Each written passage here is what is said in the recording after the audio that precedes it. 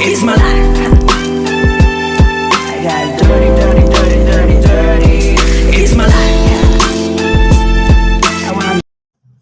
Good afternoon mga idol at mga kabomba, no? 6:30 PM na. At ito, tatanawin lang natin ulit ang napagandang pa-display ni City of San Fernando.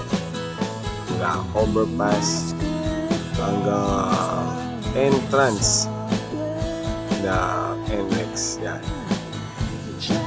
So 6:30 pa lang yan, pero nakasindi na yung mga ilaw ng parol ng City of San Fernando.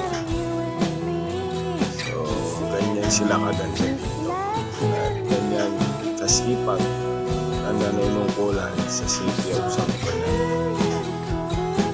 Kita nyo naman, at napakalinis ng kalsada mga idol. Daily route natin yung daanan to mga idol at mga kabomba. So sa pangaraw-araw ba naman natin dinadaanan ang kalsadang to, may mapapansin kang pagbabago katulad ng mga fast food, mga bentahan ng sasakyan at mga gasolinahan. So yan sa parte nga na makikita mo na asensado na talaga ang City of San Fernando, no? At nakabangon na sa pinagdaan ng trahedya. So ito yung daanin ko papuntang Mexico.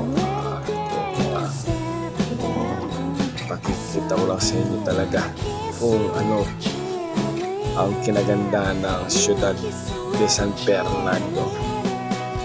Ayan. So halos sa lahat nandito na.